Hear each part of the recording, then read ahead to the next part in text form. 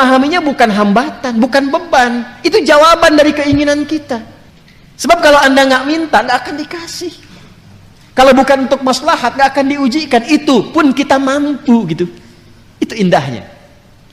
Maka di sini Allah katakan rizqan lakum. Rizki itu ma yuntafa'u bihi atau ma yantafi'u bihi al-'abdu. Segala yang bisa dimanfaatkan. Saya ulangi, rizki itu definisi asalnya segala yang bisa dimanfaatkan. Pada awalnya segala yang bermanfaat. Ya. Jadi kita belum bicara tentang bagaimana cara meraihnya. Pelan-pelan. Jadi asalnya semua yang kita bisa manfaatkan yang telah Allah siapkan itu disebut dengan rizki nama umumnya. Pertama, sudah kita definisikan segala yang bermanfaat atau bisa kita manfaatkan. Lalu apa wujudnya? Dan bagaimana cara mendapatkannya? Saya akan turunkan beberapa ayat agar mudah kita memahaminya. Nanti kalau sudah masuk ke ayat itu, barangkali kita tidak akan urai lagi atau kita hanya ingatkan dengan singkat. Pertama, hukum rizki Allah telah tetapkan aturannya.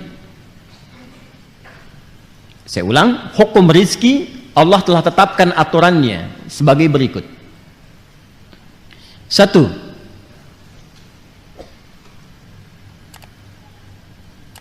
Ada rizki yang dikhususkan bagi setiap hamba dan tidak akan tertukar.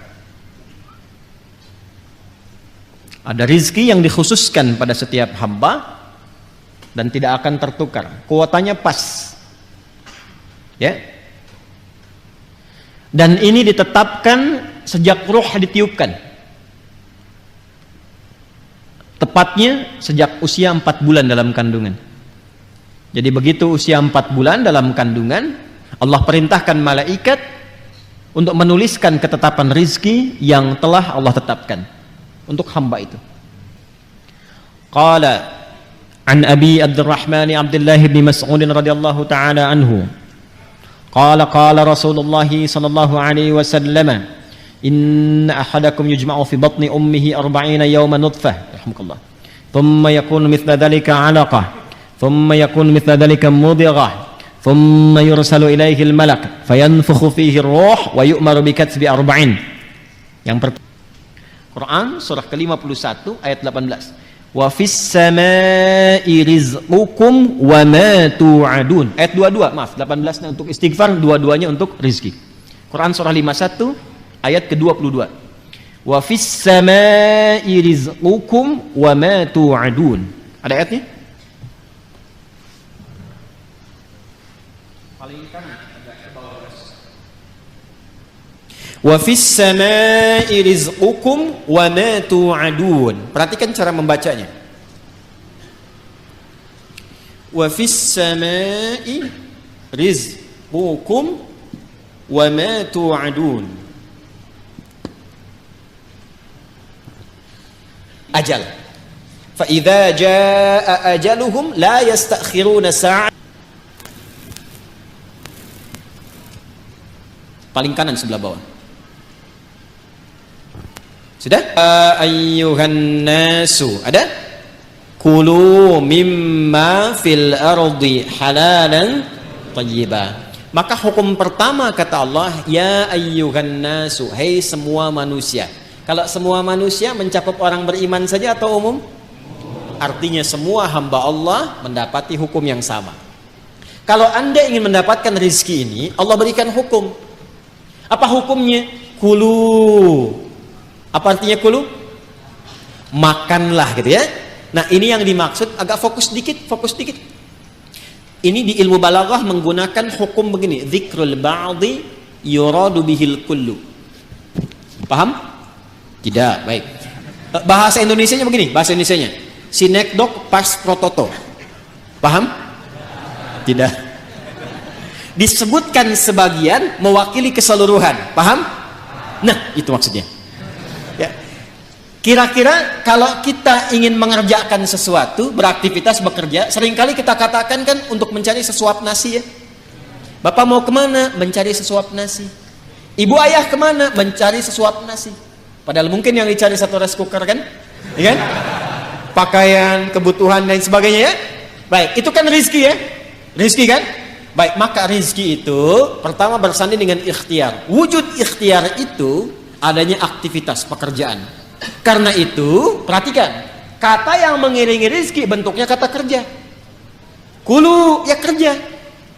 Kalau ingin mendapatkan bagian rizki yang telah Allah tetapkan, mesti ada ikhtiar. Kita bergerak-gerak aja, beraktivitas. Yang diniatkan untuk mendapatkan rizki, rizki turun. Persoalannya apakah diturunkan waktu itu ataukah diakumulasikan kemudian, nanti ada kehendak Allah menyertainya. Halo, jelas? Jadi sebetulnya rizki itu sederhana. Kalau kita mau bergerak, aktivitas, datang rizki. Ya, Anda lapar, haus. Kalau diam aja nggak akan selesai hausnya. Tapi kalau Anda ke belakang tanya, Pak, maaf saya tuh haus sekali. Keluarlah air minum dari DKM. Ya kan? Tapi saya juga lapar, Pak. Emang Bapak nggak bawa makanan ke sini? Enggak, keluarlah kemudian makanan. Jadi kalau kita mau bergerak, ada itu rezeki. Anda keluar tuh. Begitu di perempatan jalan kan orang cuman prit, Anda parkir.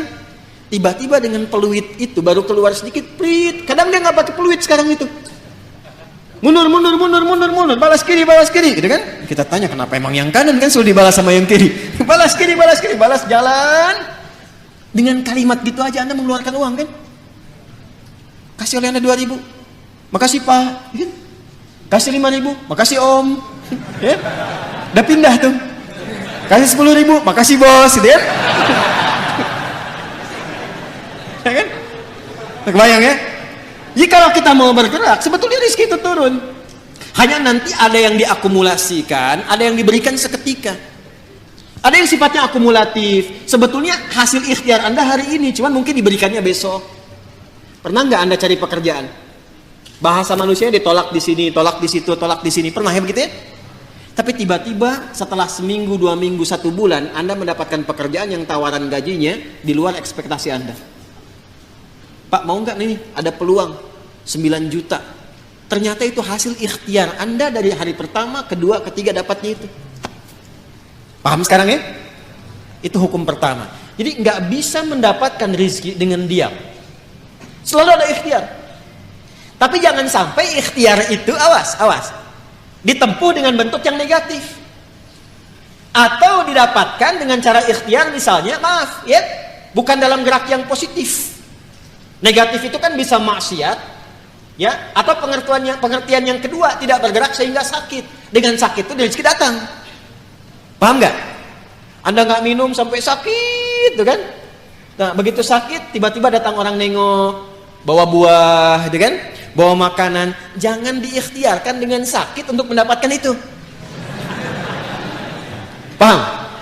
Atau yang kedua dengan cara maksiat.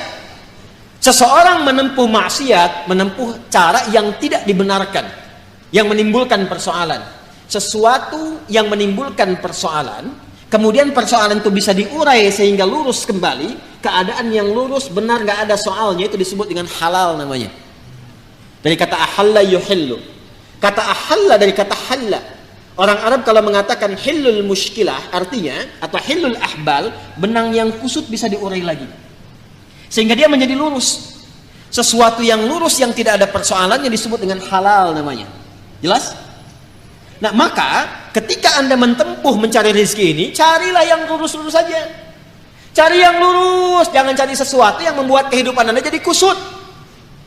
Karena itu segala bentuk pintu yang mengantarkan pada kekusutan hidup, yang memungkinkan Anda menjadikan hidup bermasalah, dilarang oleh Allah. Jangan lakukan ini, jangan kerjakan ini. Lawan dari sesuatu yang lurus, yang larangannya ditampilkan sehingga mencegah kita dari kesulitan, disebut haram namanya. Karena itu dihadirkan lawan halal itu dengan haram.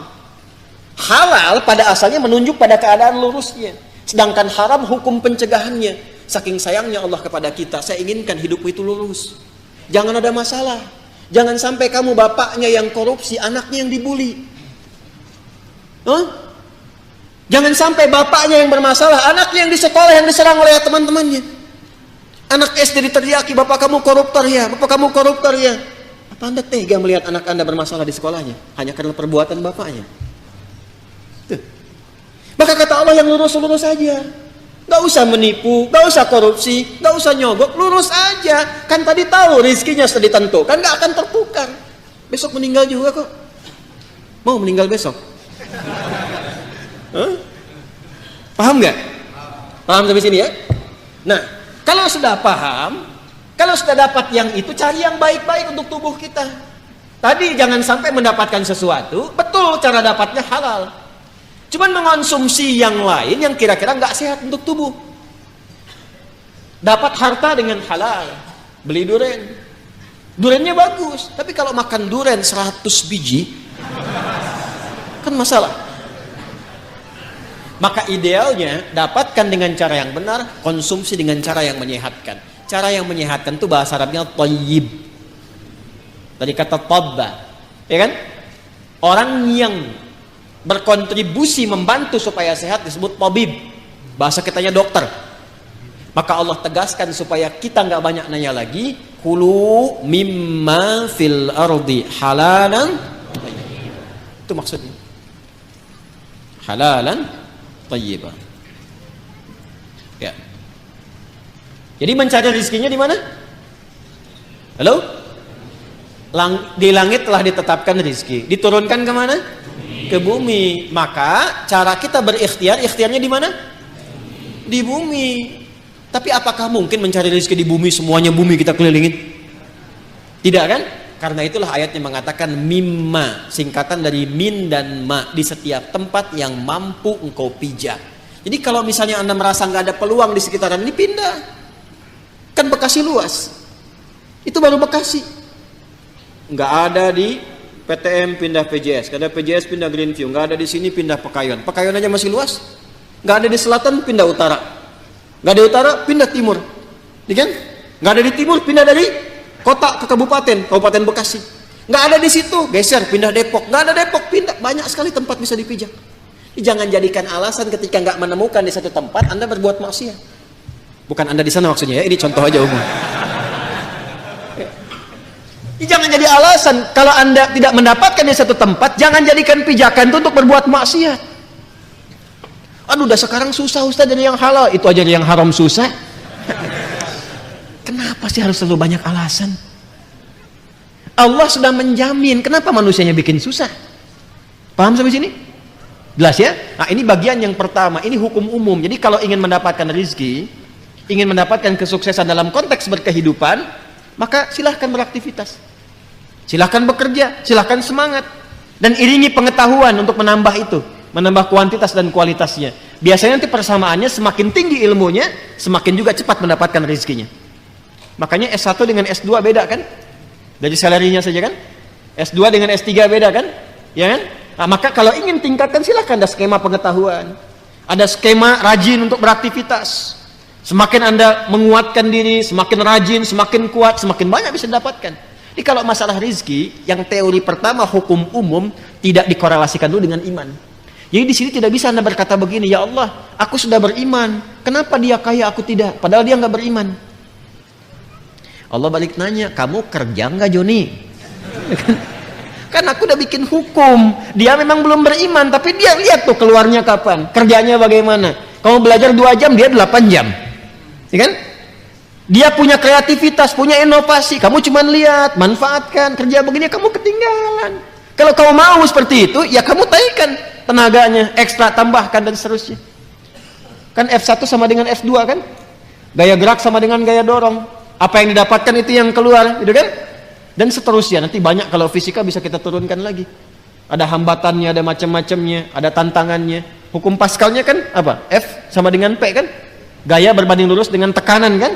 Ya kan? Jadi kalau Anda bergaya ingin tampil, ingin keluar, akan selalu ada tantangan-tantangan di depan. Dan semakin banyak gaya, semakin banyak tantangan. Ya kan? Semakin banyak gaya, semakin banyak tantangan. Semakin ingin bergaya, semakin banyak tekanan. Kan F berbanding lurus dengan P. Belajar fisika ya? Baik. Nah, itu hukum pertama. 2, Ustaz. Ya Allah, kami beriman. Apa manfaat iman kami untuk rezeki kami? Ini mahal ini informasinya. Karena dari Quran langsung. Apa manfaat iman kami untuk rezeki kami? Maka bagi insan beriman dipindahkan oleh Allah ayatnya dari hukum umum ke hukum khusus. Pertanyaannya, sampai malam ini waktu Indonesia bagian barat ini, dari Bekasi, kita semua, kita udah masuk ke hukum ini belum? Pertanyaannya begini, kita beriman tidak? Beriman. Sekarang Allah turunkan hukum khusus bagi insan beriman yang tidak berlaku umum.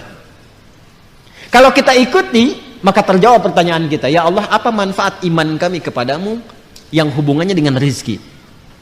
Ya, dampak iman kami terhadap rizki apa?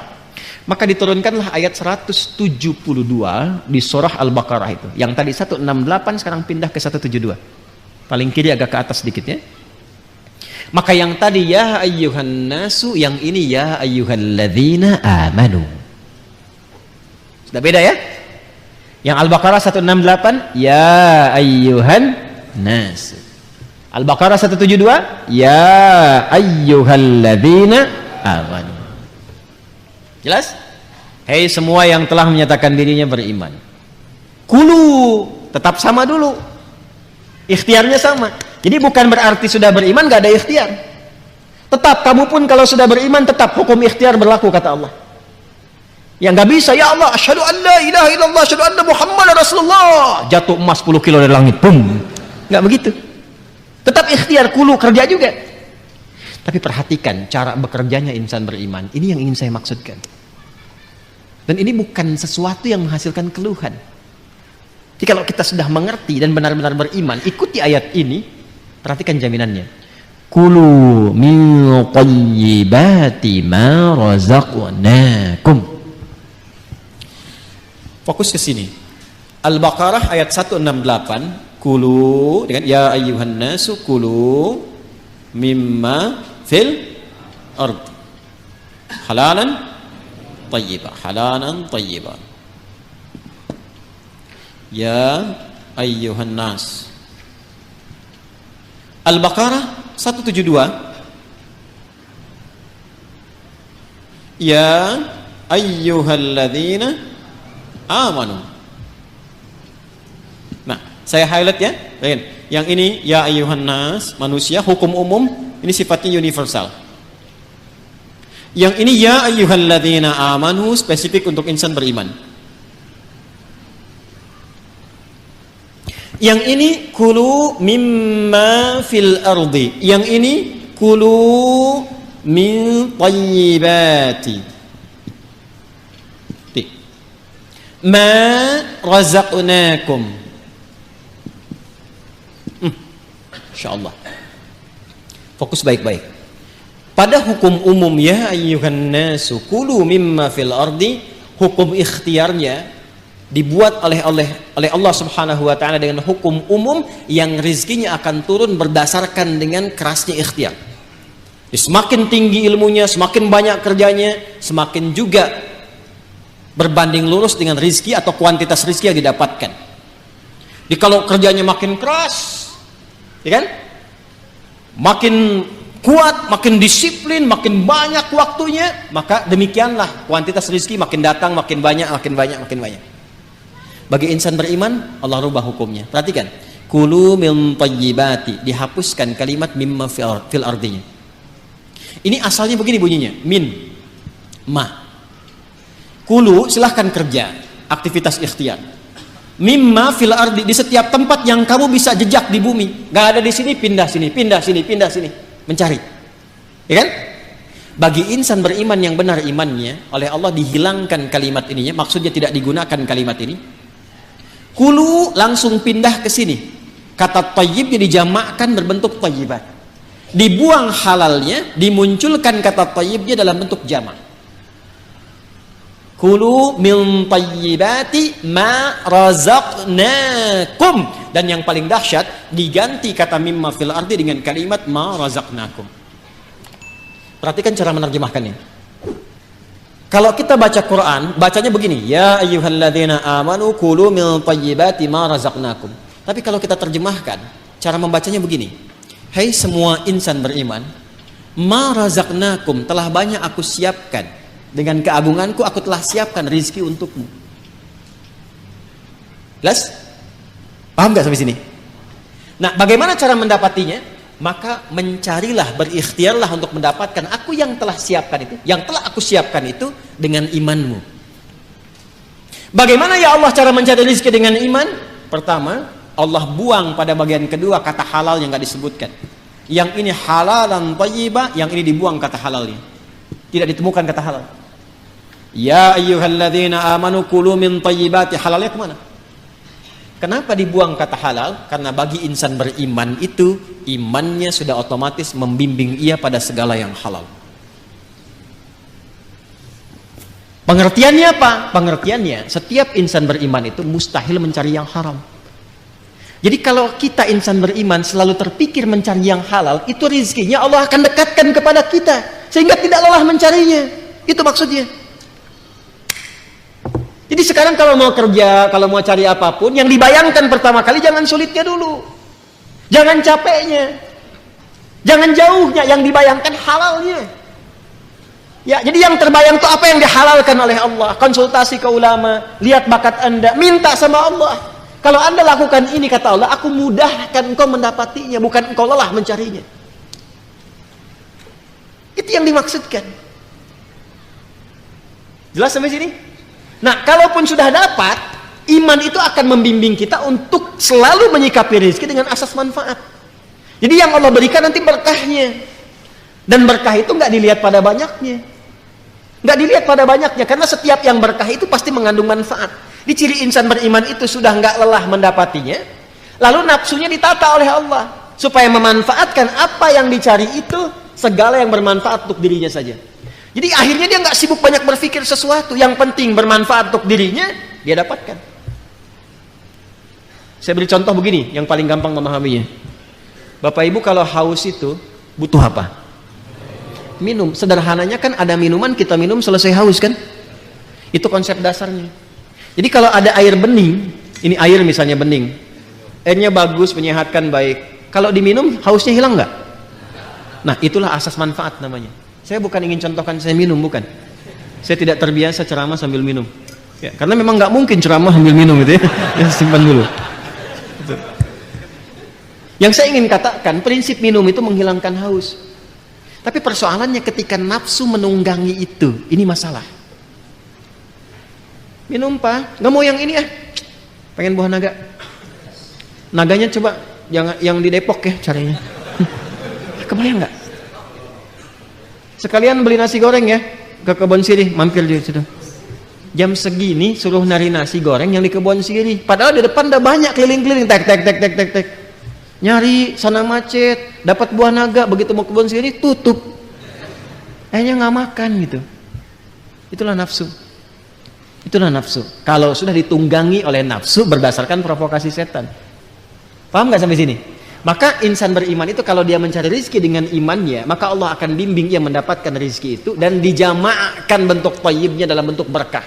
Min thayyibati, aku tambahkan kualitasnya, sekalipun dalam pandangan manusia kuantitasnya terlihat sedikit. Contoh begini, 1 juta dengan 10 juta banyak mana? Tapi kalau 1 jutanya berkah, maka akan berbeda kisahnya. Akan berbeda kisahnya. 1 juta kalau berkah dengan 10 juta tidak berkah, demi Allah saya katakan 10 juta tidak berkah, besok dipakai besok habis. 1 juta berkah, besok dipakai sampai akhir bulan gak habis-habis. Gak habis-habis. Saya pernah kisahkan ini kan, saya punya teman dulu di Tripoli itu.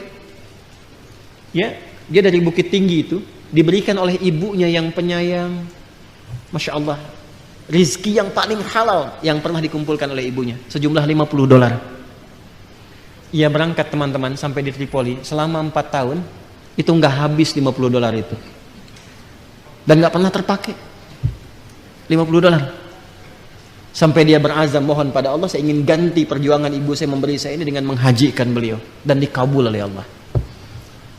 $50. Mencobalah main ke daerah-daerah, kadang-kadang memang mesti kita ke desa-desa, rindu suasana itu. Cobalah, Masya Allah, hidup dengan 100.000, 200.000, 1 bulan cuma 300.000. Tapi kalau kita datang tuh ikan ada, buah ada, kayaknya nggak pernah ada masalah, senyum gitu. Ayo damang, Alhamdulillah saya Pak, Masya Allah, ayo kan dia tuang. Jadi Masya Allah, makan dengan sambal aja, dengan kecap, dengan kayaknya enak gitu kan. Saya pernah diajak oleh salah satu jamaah itu, satu tempat, beliau punya tempat di Garut. Ini kisah nyata, kakeknya itu baiknya luar biasa. Ini nyata ya, saya nggak pernah cerita mengarang gitu. Itu kakeknya punya lahan, selalu ditanami buah-buahan. Bahkan yang punya tetangga pun beliau kasih itu benihnya.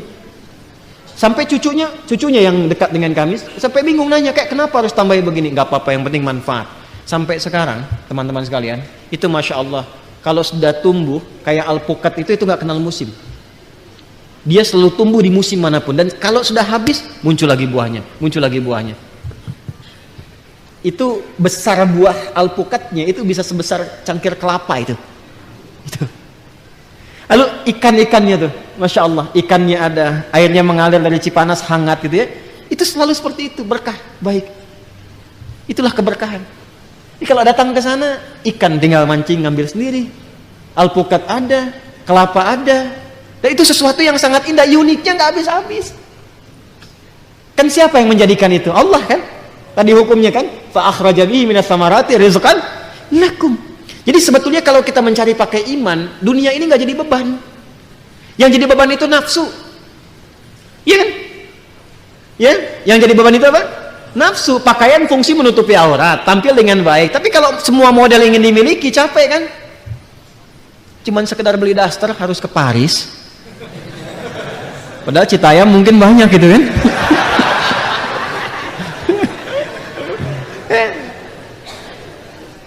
Beli tas, ya, beli sepatu, Cibaduyut banyak gitu. Jauh-jauh ke Amerika, begitu pulang dilihat made in Cibaduyut. Ya, saya tidak mengatakan harus tidak boleh kesini kesana, bukan. Yang ingin saya katakan adalah kadang-kadang kita harus menempatkan diri, apa yang kita butuhkan itu ini konsumsi. Kalau cuma memenuhi nafsu jadi beban nantinya. Jelas gak? Nah, jadi kalau kita mencari dengan iman, yang pertama dilakukan adalah kita mendekat kepada Allah, lalu Allah akan mendekatkan rizkinya kepada kita, sehingga membuat rizki itu mudah didapatkan, bukan kita lelah mencarinya. Jelas? Yang kedua, insan beriman selalu berpikir mencari yang halal dan menjauhi segala yang tidak disukai oleh Allah Subhanahu wa ta'ala. Riba jauhkan, tipu menipu, sogok menyogok jauhkan. Maka ketika itu dijauhkan, keberkahan yang Allah berikan. Baik, saya sempurnakan sedikit ya, sedikit saja. Sekarang kita bertanya, ya Allah, ada shortcutnya enggak? Ya, ada shortcutnya enggak untuk mendapatkan itu? Maka disampaikanlah oleh Al-Quran, diberikan dua jalan yang paling utama. Ini jalan cepat untuk mendapatkan rezeki. Setidaknya ditemukan dua jalan dalam Al-Quran untuk cepat mendapatkan rezeki dari Allah Subhanahu wa ta'ala. Satu, melalui amal saleh. Melalui apa? Amal saleh. Jangan salah ya, amal saleh itu mendatangkan rezeki. Ingat itu, amal saleh mendatangkan apa? Rezeki. Ya. Kumpulan amal saleh itu, kumpulan amal saleh yang pernah saya terangkan disebut takwa namanya jalannya. Jadi kalau Anda bisa menggabungkan iman dengan takwa, itu jalan tercepat untuk mendatangkan rezeki, bahkan dari sisi yang tidak kita duga. Jalan cepat mendatangkan rezeki, bahkan dari sisi yang tidak kita duga. Lihat ayat tadi, rezeki Allah tetapkan di mana tadi? Di langit. Diturunkan kemana? Ketika Anda mampu memadukan iman dan takwa, dibukalah pintu langit dan bumi sekaligus. Kalau tadi kan rezeki di langit kan, kita hidup di bumi ya, diturunkan dari langit ke bumi kan. Ketika Anda mampu memadukan iman dan takwa, maka dibuka pintu rizki di langit dan bumi. Itu dalilnya Quran surah ke-7 Al-A'raf ayat 96. Walau anna ahlal qura amanu iman wattaqau takwa, la fatahna 'alaihim barakatim minas samai wal ard. Kalaulah ada satu penduduk negeri, nggak tanggung-tanggung kata Allah, bukan satu dua orang, satu penduduk negeri. Kalau mau nanti, kalau bisa begini ya, ta'lim kita ini harus punya database nih. Nanti berangkat bareng-bareng. Siapa yang dari Tangerang, kumpul bareng-bareng, bikin grup, berangkat sama-sama. Gak apa-apa. Yang dari Citayam, Bojongkoneng, sini datang sini apa? Cari angkot sini kan? Ya kan? Belajar, ngaji bareng-bareng. Nanti Anda praktekkan di tempat itu, kumpul bareng-bareng, praktekkan, tingkatin iman, tingkatin takwa, ke masjid sama-sama, ibadah sama-sama. Apa yang terjadi? Kata Allah, la fatahna alaihim barakatim minas sama'i wal ard. Pintu berkah di langit dan di bumi dibuka. Karena itu kalau sudah takwa, kaidahnya sudah lompat, bukan nas lagi, bukan ya ayuhan nas lagi, bukan ya ayuhan ladina amanu lagi. Sekarang kaidahnya khusus untuk insan muttaqin. Karena itu ketika disebutkan takwa, itu datangnya cepat, bahkan dari sisi yang tidak kita duga. Wa may yattaqillaha yaj'al lahu makhraja wa yarzuqhu min haitsu la yahtasib. Quran surah 65 di akhir ayat kedua sampai awal ayat ketiga. Itu maksudnya. Contoh lain misalnya. Pernah dengar kisah Sayyidah Maryam, Bunda Maria alaihissalam? Apakah beliau kerja? Beliau bisnis? Tidak. Beliau ngajar? Yang beliau lakukan meningkatkan takwa kepada Allah. Apa yang didapatkan saat beliau meningkatkan takwa kepada Allah? Lihat Quran surah ketiga Ali Imran ayat 37. Paling kiri sebelah bawah pojok. Quran surah 3 Ali Imran ayat 37. Fataqabbalaha rabbuha biqabulin hasanin wa ambataha nabatan hasanan wa kaffaraha Zakaria. كلما دخل عليها زكريا المحراب وجد عندها رزقا قال يا مريم أنى لك هذا قالت هو من عند الله إن الله يرزق من يشاء بغير حساب. Maka Allah menerima ikhtiar orang tua Maryam itu, yaitu Imran dan Hannah. Nah, ini yang ingin saya sampaikan di puncak kajian kita malam hari ini. Ternyata ada rizki yang Allah berikan kepada anak dari ikhtiar orang tua. Nanti lawannya ada rizki yang Allah berikan kepada orang tua dari ikhtiar anak. Yang dari orang tua ke anak ada di Al-An'am, Quran surah ke-6 ayat 151. Yang dari anak ke orang tua di Al-Isra surah 17 ayat 31. Nanti kalau sudah sampai ayatnya kita detil ngajinya. Kan baru di Al-Baqarah ayat 22 kan? Ya. Kalau di Al-An'am di pertengahan ayatnya, cepat karena waktunya terbatas, ayat 151, Quran surah ke-6 ayat 151 berbunyi begini, langsung saja ke tengahnya ya. Nahnu narzuqukum wa iyyahum. Wala taqtulu auladakum min imlaq, ya. Kemudian nahnu narzuqukum wa iyyahum. Di Al-Isra, Quran surah ke-17 ayat 31, ayatnya berbunyi nahnu narzuquhum wa iyyakum wa la taqtulu auladakum khasyata imlaq. Ada? Ya, nahnu narzuquhum ini nahnu narzuquhum wa iyyakum. Yang ini rezeki yang Allah berikan pada orang tua ngalir ke anak. Yang ini rezeki yang Allah berikan ke anak dampaknya ke orang tua. Pada yang pertama itu yang umum. Rezeki yang Allah berikan pada orang tua ngalir ke anak. Bapak kerja, yang makan siapa? Anak kan? Ya kan? Bahkan istri dapat kan? Uang istri, uang suami, uang istri, gitu. Tapi kan istri dan suami mengolah, anak-anak dapat makan kan? Yang kerja ayahnya, yang ngolah ibunya, yang makan anaknya. Itu yang dimaksudkan yang pertama, Al-An'am itu ayat 151. Jadi jangan takut kalau diberikan keturunan, jangan takut kehilangan rezeki, jangan takut gak bisa makan. Ini sejak peristiwa zaman jahiliyah itu, kalau melihat anak misalnya dikaruniai oleh Allah, tambah anak, dia takut gak bisa makan, dia bunuh. Tapi ayatnya turun dengan sifat umum, seakan memberikan kesan, bukan hanya sekarang, mungkin nanti akan ada yang berpikir sama. Jangan sampai terjadi orang tua membunuh anak atau bahkan bunuh diri karena takut tidak mendapatkan rezeki. Tidak, kata Allah, aku telah siapkan skemanya. Jelas? Hati-hati nih. Kalau ayatnya disebutkan pasti terjadi. Ada orang tua sembarangan buang anak. Na'udzubillahi min dzalik. Ditemukan anak bahkan di dekat tumpukan sampah, dekat selokan, di kamar mandi dan sebagainya, tidak bertanggung jawab. Ya. Bahkan ada yang tega kemudian ngajak anak bunuh diri dan sama-sama dan sebagainya. Karena takut tidak dapat makan, takut miskin, takut fakir dan sebagainya, maka turun ayat. Makanya iman itu membantu kita untuk kuat. Demi Allah saya katakan, kalau Indonesia ini tidak dikaruniai mayoritas penduduknya dengan keimanan, mungkin sudah banyak hal yang tidak bisa kita tahan. Ya, di Jepang itu kalau banjir teman-teman sekalian, pada pusing. Ada yang bunuh diri, ada yang ribut, ada yang macam-macam. Di kita hujan banjir berenang, nggak susah. Ya. Alhamdulillah kita mah santai-santai aja kan, ini kan, wah, masya Allah gitu. Indonesia tuh luar biasa lah pokoknya. Segala bisa jadi ada kan, ya kan? Anda pergi ke Eropa sana, orang nyembeli kambing kepalanya dibuang, di kita masak, di sop, ya. Ya kambing itu kambing guling, kambing bakar, kambing macam banyak tuh menunya. Kepala ikan dibuang, di kita dibikin bumbu baru, ya kan? Apa aja pokoknya tuh, ya, apa aja jadi ya. Makan nasi nih, nasi. Sudah nggak cocok, besoknya sudah nggak bagus, jemur kering, jadi apa? Rengginang. Rengginang udah bosan, ganti lagi jadi apa lagi? Gipang kan, ya kan? Semua tuh bikin bubur, bikin ini, pokoknya top lah Indonesia tuh. Ya. Tapi iman tuh membuat kita lebih kuat, ya lebih kuat.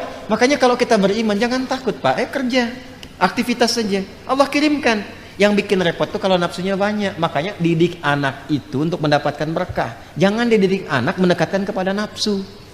Kalau dididik mendekatkan kepada nafsu, nanti tuntutannya ke orang tua tinggi. Ya. Anak Umar bin Khattab itu anak presiden. Pakaiannya bolong. Karena bapaknya berusaha memberikan yang terbaik, yang ada yang itu yang tambalan karena mengejar akhirat itu. Datang kepada ayahnya mengadu.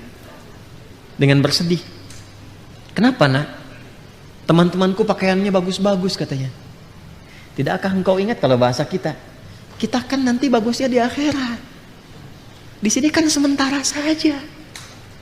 Ya, ayo nikmati dengan apa yang Allah beri. Nanti di akhirat kita lebih bagus daripada mereka. Itu bisa balik lagi dengan tertawa. Bisa nggak bikin begitu tuh? Permen. Mobil. Bisa nggak bikin begitu tuh? Bisa nggak belikan anak mobil-mobilan ditata, latihan sholat? Berikan sendal, katakan padanya Allah yang memberikan kita ini, titipkan sama adik. Pakai yang baik ya, pakai ke masjid, pakai sekolah dengan semangat, doakan papa ya. Pernah nggak titipkan ibu pada anaknya ketika ayahnya mau berangkat, doakan ayah ya. Coba bilang sama ayah, Pak jangan cari yang haram ya. Itu Masya Allah, anak TK kalau bisikan di telinga terjaga belum sampai kantor. Ya, paham? Itu sederhana tapi dalam gitu. Sederhana tapi dalam. Itu yang dimaksudkan itu. Nah, yang kedua gini, yang kedua ini yang mahal sekali dan saya akhiri di sini.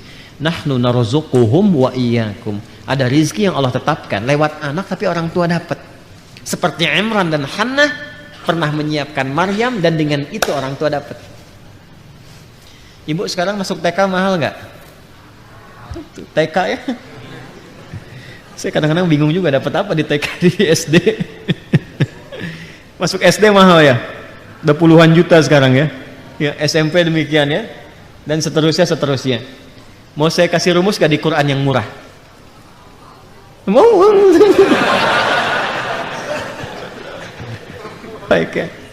Maka rumusnya sederhana. Dekatkan anak ibu dan bapak sejak dini kepada Allah.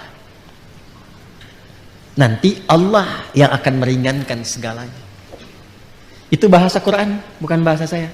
Jadi ketika Imran dan Hannah menyiapkan Maryam dalam kandungan, sudah disiapkan untuk mendekat kepada Allah. Makanya ketika Maryamnya lahir dan persiapan itu sudah sempurna, apa jawaban Allah di Ali Imran ayat 37 tadi? Fataqabbalaha rabbuha biqabulin hasanin. Kalau sampai situ diterima saja, ayatnya belum selesai. Wa ambataha nabatan hasanah. Saya terima ikhtiar kedua orang tua itu, kata Allah. Dan karena saya terima, saya akan mudahkan. Selanjutnya Allah yang merawat, Allah yang memberikan segalanya. Walaupun secara ikhtiar Nabi Zakaria ditugaskan oleh orang tuanya. Imran kan meninggal sebelum Maryam lahir kan. Dipilih Zakaria alaihissalam untuk memberikan kebutuhan Maryam, tapi Allah nggak berkehendak. Aku sudah terima, biarkan aku yang memberikan semua kebutuhannya. Maka setiap kali Nabi Zakaria mengantarkan kebutuhan Maryam, pakaiannya, makanannya, apapun itu sudah ada di dalamnya, dalam mihrabnya. Itu setiap kali. Dahsyatnya bukan musim apel, ada apel, gimana tuh? Maka sekali Nabi Zakaria membiarkan, 2 kali, 3 kali ditanya. Beliau tahu, karena kan Nabi ini dari Allah, tahu, tapi ingin menguji di lisan Maryam, keluarkah kalimat itu atau tidak. Maka ditanya, ya Maryamu anna laki hadza, Maryam dari mana semua ini? Nah ini yang mahal. Qalat huwa min indillah, ini semua dari Allah. Jadi kalau anak-anak itu dari kecil sudah ditautkan dengan Allah, maka semua kalimat yang keluar di lisannya Allah. Nah kalau bisa firman Allah itu hadirkan dalam jiwanya.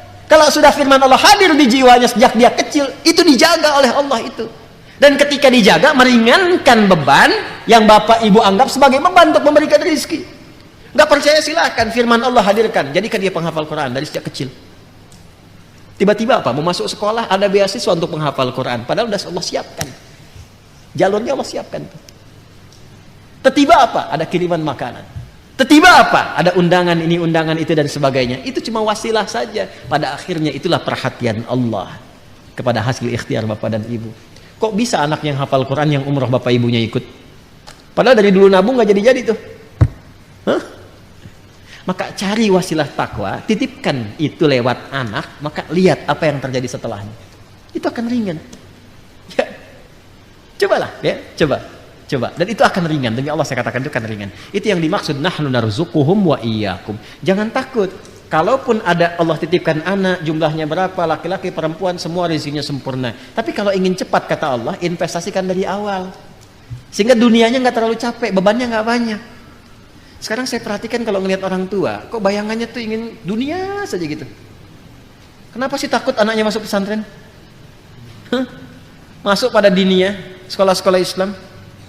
Dan saya juga pesan tuh pada yang aktif di sekolah-sekolah Islam itu, berikan pendidikan yang benar, jangan cari dunia juga. Masa namanya sekolah Islam yang cari dunia? Bayaran mahal-mahal, ngaji Quran nggak bisa. Itu bukan sekolah Islam namanya.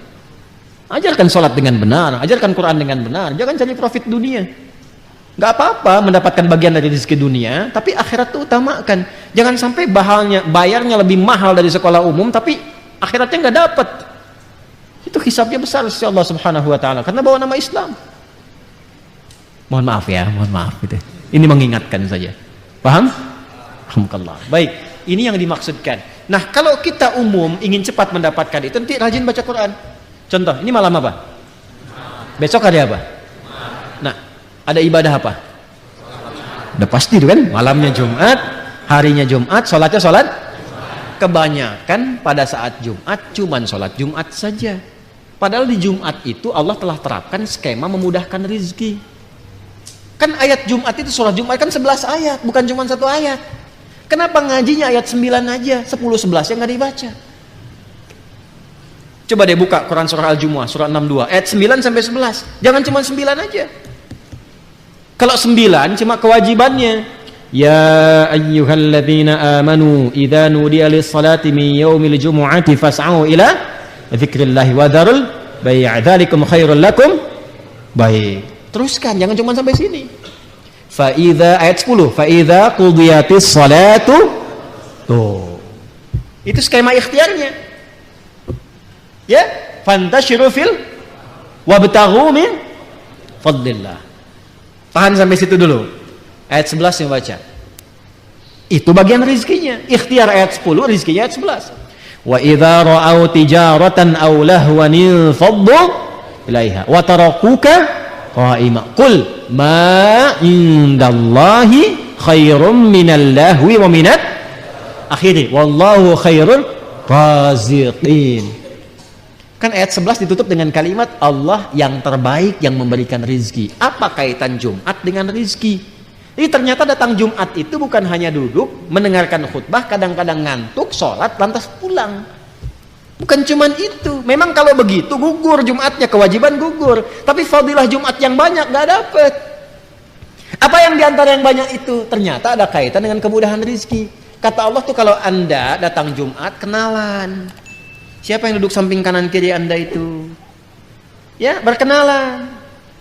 Setelah itu apa? Saling mengisi dalam kebaikan. Sebelum menyebar tuh tanya-tanya dulu, Anda mahasiswa sedang ada tugas apa, kenalan, mungkin ketemu dosen pakar tertentu, dibantu. Anda sedang cari peluang, belum punya pekerjaan, mungkin yang datang itu yang bos perusahaan tertentu, sedang cari peluang macam-macam. Anda sakit, belum bisa berobat, mungkin ketemu dokter. Itu kan rezeki. Ke rumah sakit baru daftar udah bayar, ketemu dokter langsung kasih resep. Kadang-kadang saya anterin ke rumah obatnya. Indah kan? Makanya nggak pernah terjadi kalau Jumatan di masa Nabi kecuali semua selesai kebutuhannya. Jumat itu Jumat solusi. Makanya disebut Jumat. Jumat itu bukan cuma kumpul. Kalau kumpul di lapangan juga kumpul. Halo? Di SCBD kumpul tuh. Di stadion kumpul. Lu apa bedanya dengan Jumat? Halo? Kenapa saya sebut SCBD jadi pada ketawa? Ya. Jumat itu kan seakar dengan kata al-jam'u, sifatnya Jum'ah. Yang kumpul al-mujtama' al-islami. Yang dibahas as-syu'unul ijtimaiyah. Ya artinya apa? Datang, duduk, kenali siapa yang datang, kemudian setelah itu perhatikan semuanya. Itulah Jum'ah. Ya kalau dapat begitu, ibadahnya enak, nyambung dengan Allah, diberikan akses, rezeki dapat. Makanya kata Allah kalau udah dapat akses begitu, menyebar kalian setelah Jumat. Cari keutamaan yang telah Allah titipkan. Jadi kalau aksesnya sudah banyak, linknya sudah banyak, telepon sana sini, kerja disatukan, dapat rezeki tambahan. Halo? Itu kan? Ya, bangun itu. Jadi Islam itu kalau dipraktekkan, makanya jangan hanya simpan Islam di aspek ritual saja. Islam itu ada di sosial, Islam itu ada di pekerjaan, ada di kantoran, ada dimanapun yang bisa kita praktekkan dalam kehidupan. Itu yang dimaksudkan rizqal lakum. Paham ini? Ya kalau sudah paham, Allah baik tidak? Allah sayang tidak? Baik. Kalau yang ada yang menyayangi kita, ada yang baik pada kita, boleh nggak kita kecewakan? Hah? Boleh nggak kita khianati? Maka Allah tegaskan, fala taj'alu lillahi andada wa antum ta'lamun. Kalau sudah paham itu semua, aku baik, aku perhatian, aku siapkan kebahagiaan, kesenangan untuk kalian, maka jangan sekali-kali kalian mengkhianati aku, kata Allah. Jangan jadikan apapun dan siapapun seperti serupa denganku. Andada jamak dari kata naddan atau niddan, bima'nal mithli wal adli atau adli, sesuatu yang diserupakan. Jadi maksudnya apa secara singkat? Jangan pertuhankan selain Allah subhanahu wa ta'ala, sedangkan kau sudah tahu yang Tuhan siapa? Allah. Yang menciptakan kita siapa? Yang menciptakan orang sebelum kita siapa? Yang menciptakan langit bumi siapa? Kalau sudah tahu Allah Tuhan dan menyayangi kita, maka jangan pernah menuhankan selain Allah subhanahu wa ta'ala. Ketika itu dilakukan, maka semua nikmat-nikmat yang tadi maka akan berguguran sedikit demi sedikit, termasuk unsur keberkahannya. Makanya kalau sudah bergeser dari Allah, pasti nanti yang tadi yang baik-baik itu akan berkurang. Contoh, ibadah pasti akan berkurang. Semakin jauh dari Allah, semakin menipis ibadahnya. Apakah pelaku maksiat masih rajin sholat? Belum tentu. Apakah koruptor itu tiap hari ke masjid? Belum tentu. Pokoknya kalau dia bermaksiat, berjauh dari Allah, ibadah pasti menurun. Sudah pasti itu. Nanti hartanya pun bisa banyak, tapi berkahnya kurang. Karena Allah itu kalau sudah sayang pada hamba yang beriman, yang diberikan berkah kan, tadi kan berkah ya. Nah kalau orang sudah bermaksiat, berkah akan berkurang, bahkan mungkin hilang. Karena hilang yang muncul nafsu. Karena nafsu yang muncul, yang diinginkan selalu banyak, bahkan nggak sadar kalau dia sudah dapat banyak. Maka yang ditempuh apa? Akumulasi maksiat. Dia tuh sadar dia sudah kaya, hartanya banyak, masih korupsi juga, masih nipu juga, ya masih lebih daripada hewan. Itu sapi makan rumput, dia makan aspal. Itu aspal harusnya 20 cm, cuma 5 cm itu. Ada yang makan batu. Paham sampai sini? Maka kalau ada orang hamba sudah tahu Allah Tuhan, menjauh dari Allah, maka otomatis tadi yang taat menurun, ibadah menurun, maka maksiat berlanjut, berkah menurun, maka yang terjadi nafsu yang naik. Ini yang menjadikan kehidupan di bumi tidak seimbang, tidak stabil. Kalau sudah nafsunya naik, keinginan menghancurkan tinggi. Ini yang menjadikan orang-orang yang tidak kenal agama itu dekat pada aspek-aspek yang negatif. Kalau punya teknologi ingin monopoli, punya senjata ingin menghancurkan, punya ini, punya itu ingin mendominasi. Pada akhirnya meninggal juga. Dia tidak sadar meninggal dalam kefakiran. Dan apa yang dia kumpulkan tidak dia dapatkan kenikmatannya. Paham sampai sini? Baik. Jadi ini yang kita bahas di kesempatan kali ini. Dan saya harus katakan Ini adalah ta'lim kita yang terakhir di tempat ini pada bulan ini, ya. Insyaallah kita akan lanjut bulan depan, ya kan? Ya, baik, kita lanjut bulan depan. Hanya saya infokan dari sekarang, mungkin kita akan mulainya di pertengahan Agustus. Ya, dengarkan dulu. Insya Allah bulan depan kita mulainya di pertengahan Agustus. Jadi Kamis depan saya belum bisa mengajar, ya, karena malamnya harus sudah ke bandara. Mohon doa, kami akan menunaikan umrah dan baru kembali tanggal 13, tanggal 14. Jadi yang Kamis tanggal 4 ya kan, Kamis tanggal 4 ya Agustus ya, itu saya tidak mengajar. Jadi kita untuk talim dengan saya tidak mengajar dulu dari sini. Kalau ingin ke sini nggak apa-apa, cuman saya nggak ada gitu. Nggak apa-apa mau sholat di sini ya, nggak apa-apa. Hanya insya Allah nanti kalau saya ada waktu mungkin saya akan sambungkan ta'lim lewat dari Madinah atau dari Makkah Al-Mukarramah, sehingga ada beberapa informasi yang bisa saya sampaikan dari sana. Tapi kalau malam Jumatnya nggak mungkin karena masih di pesawat, ya nggak bisa saya ta'lim dari situ ya. Itu yang pertama. Yang kedua, Bapak Ibu sekalian, ketika saya pulang nanti insya Allah dari umrah, kalau Allah kehendaki baik semuanya, maka hukum berlaku. Hukum pertama yang boleh ada di dalam masjid adalah yang sudah mulai menghafal ayat yang akan dibahas. Saya akan tempatkan petugas di setiap pintu masjid. Tugasnya adalah Al-Baqarah ayat 23. Satu ayat saja. Satu ayat. Kalau Anda protes saya tambah. Al-Baqarah ayat berapa? 23. Ingat ya, panitia ya. Ya, panitia juga sama tuh ya nanti. Saya tempatkan di sana, belakang sana ya. Satu ayat saja. Dan waktunya panjang. 1 bulan saya berikan. Ya. Sekarang kan masih Juli kan, ketemu lagi Agustus ya. Ya, 1 bulan ya. Baik. Al-Baqarah ayat berapa? Boleh berada di dalam, tapi hafal Al-Baqarah ayat 23. Silahkan datang lebih awal supaya ditesnya bisa lebih cepat ya. Untuk masuk, ambil posisi dengan baik. Kalau belum hafal, tunggu di luar. Saya akan bersabar walaupun cuma 2-3 orang di dalam, banyak di luar nggak apa-apa. Ya, pokoknya ikuti itu ya. Yakin ya? Siap ya? Sepakat? Baik. 2. 3. Yang sudah mendaftar di Mira, sekali lagi saya berikan penekanan pada 2 hal. Yang pertama, aktifkan akunnya dengan baik. Kemudian kalau baru bergabung, dikaji materi sebelumnya. Ada tentang tauhid 60 video. Tentang sholat baru nyambung ke yang sekarang. Bagi yang hendak bergabung, silahkan dilihat ketentuannya. Ya, bisa dilihat di YouTube atau di aplikasinya seperti apa. Nanti Anda bisa masuk karena nanti bulan depan sudah mulai spesialisasi untuk penempatan kelas-kelas.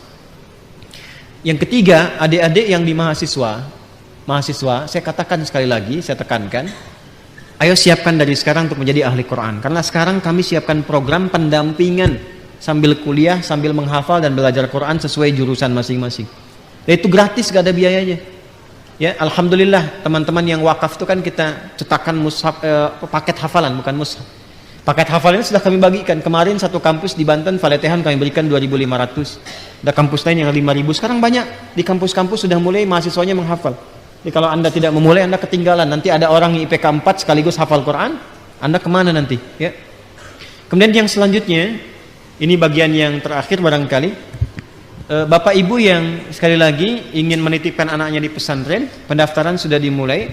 Anda bisa datang langsung, mengisi formulir, itu gratis. Nanti tunggu kemudian untuk kami undang untuk mengikuti tes ya, untuk yang selanjutnya.